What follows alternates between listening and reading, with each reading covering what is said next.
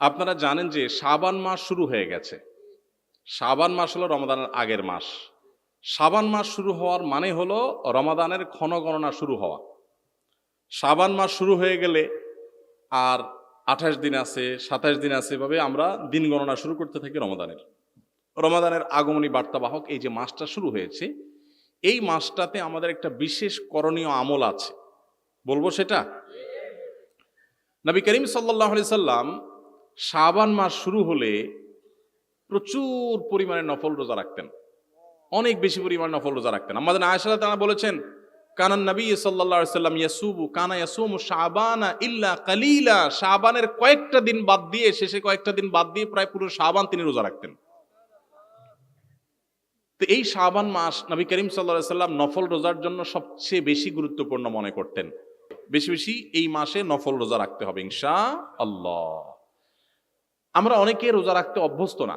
যারা রোজা রাখতে অভ্যস্ত না তারা চিন্তা করি যে কিভাবে রোজা রাখবো, আমার ডিউটি আছে, স্কুল আছে, পড়ালেখা আছে, কাজকাম আছে। তারা জানি না যে আসলে রোজা রাখাটা হিম্মতের ব্যাপার। যারা রোজা রাখতে ভয় পায়, একটা হলো যে অসুস্থ ডায়াবেটিসের রোগী, হয়তোবা অনেক বেশি সিরিয়াস পর্যায়ে ডায়াবেটিসের রোগী, তিনি চাইলেই আপনার দীর্ঘ সময় না খেয়ে থাকতে পারেন না, তাদের কথা ভিন্ন। ওরকম সিরিয়াস পর্যায়ে যদি না হয় তাহলে সেক্ষেত্রে না খেয়ে থাকতে পারাটা এটা কষ্টের, কিন্তু এরকম কষ্ট না যে আমরা অনেকে সাহসী করতে পারি না। আপনি যদি টানা 10 দিন 20 দিন রোজা রাখেন, আপনার সাময়িক কষ্ট অনুভব হতে পারে, কিন্তু আপনি আস্তে আস্তে যখন অভ্যাস হয়ে যাবে আপনার, তখন দেখবেন রোজা রাখাটা আপনার জন্য একটা বেশ তৃপ্তিদায়ক, আনন্দদায়ক এবং মজার একটা ইবাদতে পরিণত হয়েছে। ভাইরা আমার, এখন তো ডাক্তাররা আমাদেরকে ফাস্টিং করতে বলে, তাই না? না খায়া থাকতে বলে ডাক্তাররা। প্রিয় নবী সাল্লাল্লাহু আলাইহি সাল্লাম যে রোজার বিধান আল্লাহর তরফ থেকে আমাদেরকে দিয়ে গেছেন, এটাতে আমাদের স্বাস্থ্যের জন্য এত উপকারী। আমাদের শরীরে যে অতিরিক্ত মেদ, চর্বি এগুলো জমে যায়, এগুলো যে গলা দরকার, এই গলার প্রয়োজনে আমাদের মাঝে মধ্যে লম্বা টাইম ফাস্টিং করা দরকার। এটা ডাক্তাররা বলার পরে আমরা এখন এটার গুরুত্ব বুঝি, যে লম্বা সময় না খায় থাকলে আমাদের এই চর্বিগুলো বার্ন হয়, ওইগুলা আমাদের খাদ্যের কাজ দেয়। আমি এই জন্য বলি, আল্লাহ রাব্বুল আলামিন আমাদেরকে যে সৃষ্টি করেছেন, এটা হাইব্রিড গাড়ির মতো সৃষ্টি করেছেন। হাইব্রিড টেকনোলজির গাড়ি আছে না, ব্যাটারিতেও চলে, তেলেও চলে, ব্যাটারিতেও চলে, তেলেও চলে। যখন ব্যাটারির চার্জ থাকে তখন ব্যাটারি দিয়ে চলে, আবার তেলেও চলে। অর্থাৎ রিজার্ভ যে পাওয়ার আছে সেটা দিয়েও চলে, আর এক্সটার্নাল পাওয়ার দিয়েও চলে।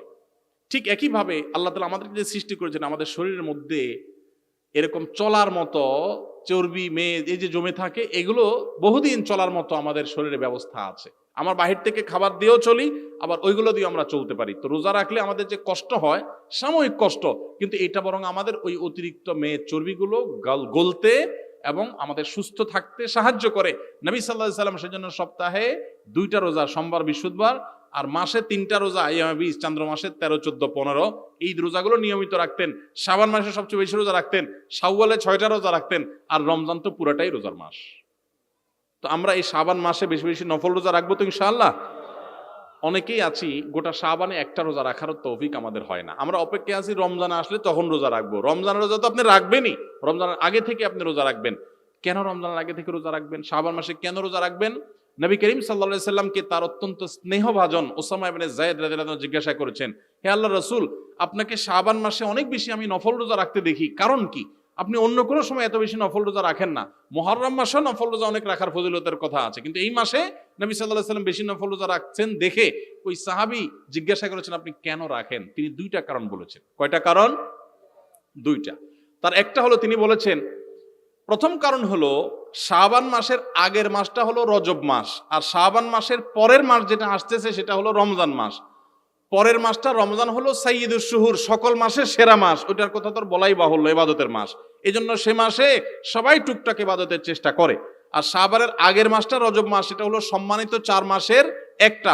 সম্মানিত 4 মাসের একটা হওয়ার কারণে ওই মাসেও মানুষ টুকটাক ভালো কাজ করার চেষ্টা করে। কিন্তু মাঝে পড়ে এই যে শাবান মাসটা, এই মাসটাতে মানুষ নেকামল করতে পারে না, এই মাসটাতে মানুষ ভালো কাজ করতে পারে না, এই মাসটাতে মানুষ অনেকেই তারা গাফেল থাকে। আমি চাই যে এই মাসে যেহেতু কেউ ইবাদত বন্দেগী করার প্রতি খুব একটা আগ্রহ দেখায় না, মনোযোগ দেখায় না, তো আমি যেন এই মাসে একটু ভালো করে আগ্রহ করে ইবাদত বন্দেগী করে নেকামল করি। তাহলে আল্লাহ রাব্বুল আলামিনের কাছে ওই যে অবহেলিত সময় যখন কেউ করে না তখন করার একটা গুরুত্ব আছে। যেমন ভোর রাতে সবাই ঘুমায় থাকে, তখন দাঁড়ায় তাহাজ্জুদ পড়লে অনেক বেশি মর্যাদা পাওয়া যায়। একটা রিকশাওয়ালাকে অনেকে সালাম দেয় না, রিকশাওয়ালা মনে করি, বা অশিক্ষিত মানুষকে, একজন সামাজিক দিনমজুরকে, শ্রমিককে অনেকে সালাম দিতে চায় না। এই জন্য আপনি যদি আগ বেড়ে তারে সালাম দেন তাহলে এক্সট্রা সওয়াব পাবেন, যেহেতু অবহেলিত। এই জন্য নবী সাল্লাল্লাহু আলাইহি ওয়াসাল্লাম এই অবহেলিত মাস হওয়ার কারণে এই মাসে বেশি গুরুত্ব দিয়ে রোজা রাখতেন। এক। 2 নম্বর কারণ হলো তিনি বলেছেন বান্দার আমলনামা প্রাত্যহিকভাবে ফেরেশতারা পেশ করেন সকাল এবং সন্ধ্যায়, আর সাপ্তাহিকভাবে সোম বৃহস্পতিবার, আর বাৎসরিকভাবে বান্দার আমলনামা আল্লাহর কাছে উপস্থিত করা হয়, রিপোর্ট দেওয়া হয়, বার্ষিক রিপোর্ট দেওয়া হয় এই শাবান মাসে। তিনি বলেছেন আমার রিপোর্ট যখন ফেরেশতারা আল্লাহর কাছে উপস্থাপন করেন ওই টাইমটাতে আমি রোজাদার থাকলে আমার কাছে ভালো লাগে। এই জন্য আমি এই মাসে বেশি বেশি নফল রোজা রাখি। ভাইরা আমার, আপনি কোনো কোম্পানিতে জব করেন, চাকরি করেন, আপনি কাজ করছেন খুব সিরিয়াস মুডে, এই টাইমে আপনার বস মালিক এসে দেখে গেছে, আপনার কাছে ভালো লাগবে না? যে আমি সিরিয়াস মুডে কাজ করছি, এই টাইমে উনি দেখে গেছেন, আমার প্রতি সুধারণা তৈরি হবে, আপনার কাছে ভালো লাগবে না? তো নবী সাল্লাল্লাহু আলাইহি ওয়াসাল্লাম চাইতেন আমার আমলনামা যখন আল্লাহর কাছে বার্ষিক রিপোর্ট যখন উপস্থাপন করা হয় ওই টাইমটাতে আমি রোজা অবস্থায় থাকলে আল্লাহ সুবহানাহু ওয়া তাআলার রহমতের আমি আশা বেশি করতে পারি, তিনি আমাকে ইবাদতরত অবস্থায় আমার আমলনামার দিকে নজর দিবেন, তখন আমি আল্লাহর করুণা পাবো। এই জন্য তিনি নফল রোজা বেশি বেশি রাখতেন। ভাইরা আমার, এছাড়াও আরো 2টা এডিশনাল কারণ আছে, সুবিধা আছে রোজা রাখার। আমরা যে 5 ওয়াক্ত নামাজ পড়ি, এই ফরজ নামাজগুলোর আগে এবং পরে কিছু সুন্নত নামাজ আছে না? যেমন জোহরের আগে 4 রাকাত, জোহরের পরে 2 রাকাত, মাগরিবের পরে 2 রাকাত, ফজরের আগে 2 রাকাত, এশারের পরে 2 রাকাত, এরকম নামাজের আগে পরে, ফরজ নামাজের আগে পরে সুন্নত নামাজ আছে না? এটা হলো ফরজ যে মূল ইবাদত, এটা রিহার্সেল, এটার প্রস্তুতি, এটার পরিপূরক। কোন ক্ষেত্রে যদি ফরজের ঘাটতি হয় আল্লাহ তাআলা নফল দিয়ে পরিপূর্ণ করেন। রমজান হলো ফরজ রোজার মাস, 30 রোজা বা পুরো মাসের রোজা রাখা ফরজ। নামাজের যেরকম আগে পরে সুন্নত নামাজের ভার্সন, সুন্নত ভার্সন আছে, সুন্নত অপশন আছে, রোজার ক্ষেত্রেও সুন্নাহ রোজার ভার্সন, ফরজ রোজার ভার্সনটা তো রমজান মাস, আর তার আগে এবং পরে, রমজানের আগে হলো শাবান মাসে বেশি বেশি নফল রোজা রাখা, আর রমজানের পরে হলো শাওয়ালের 6টা রোজা রাখা। এটা হলো নামাজের আগে পরে সুন্নত নামাজ যেরকম আছে, রোজারও আগে পরে, সিয়ামারও আগে পরে নফল রোজার, সুন্নত রোজার ব্যবস্থা ইসলামে আছে। অতএব এই সুন্নতগুলো আমাদের গুরুত্বের সাথে রাখা দরকার। অনেক মানুষ আছেন যে জীবনে শাবানের রোজা হিসাবে 2, 4, 5টা রোজা রাখার তৌফিক হয় নাই, জানেনই না। আছে না নাই? আজকের এই মজলিস থেকে আমরা আসুন এই জিনিসটা জেনে আমল করার প্রতিজ্ঞা করে নিয়ে যাই যে শাবান মাসের অবশিষ্ট দিনগুলোতে আমরা 2, 4টা হলে নফল রোজা রাখবো। যত পরিশ্রম করি, যত কষ্টই করি, আলহামদুলিল্লাহ এখনো দিন ছোট, অনেক বেশি গরমও পড়ে এমন না, আমরা চাইলে রোজা রাখা অনেক কঠিন কিছু হবে না।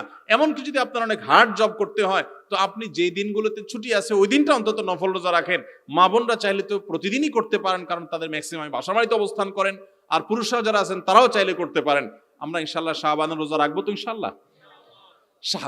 শাবান মাসে নফল রোজা বেশি রাখার আরেকটা উপকারিতা হলো, হঠাৎ করে অনেকে যারা রোজা রাখতে অভ্যস্ত না, রমজানের ফরজ রোজা যদি হয় তো ফরজ রোজা তো রাখতেই হবে, গুনাহ হবে না রাখলে, হারাম হবে না রাখলে, রাখতেই হবে বাধ্যতামূলক।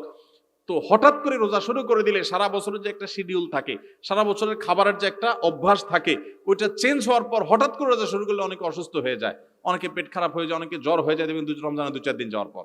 এর একটা বড় কারণ হলো যে তার হঠাৎ করে তার খাদ্য অভ্যাস চেঞ্জ হয়ে গেছে, দুপুরে খাবার বন্ধ হয়ে গেছে, রাতের খাবার সে আগে খাচ্ছে, টাইমটা চেঞ্জ হয়ে গেছে, ভোর রাতে খাওয়ার অভ্যাস নাই।